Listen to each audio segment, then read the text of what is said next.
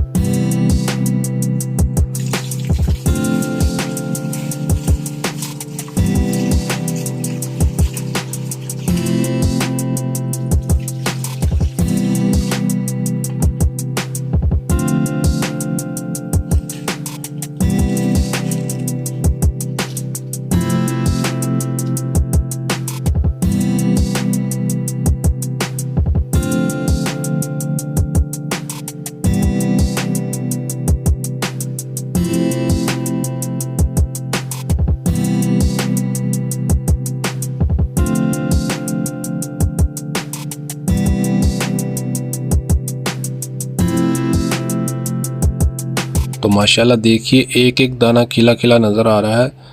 तो इस रेसिपी को बनाने के लिए आपको ज़्यादा टाइम भी नहीं लगेगा, बहुत ही कम टाइम में ये आपके पुलाव बन जाएगा। तो इस तरह से आप बना के ज़रूर खाएं जब आपके पास टाइम कम हो और आपको भूख भी लगी हो। तो इस तरह से आप ये चावल बना सकते हैं। तो दोस्तों वीडियो कैसी लगी कमेंट सेक्शन में अपनी कीमती राय का इज़हार ज़रूर करिएगा। और चैनल पे न्यू हो तो चैनल को सब्सक्राइब कर दें, बेल आइकन प्रेस कर दें ताकि आने वाली वीडियो सबसे पहले आप तक पहुंचे। तो मिलते हैं नेक्स्ट वीडियो में एक नई रेसिपी के साथ। तो मुझे दें इजाज़त, तब तक के लिए अल्लाह हाफिज़।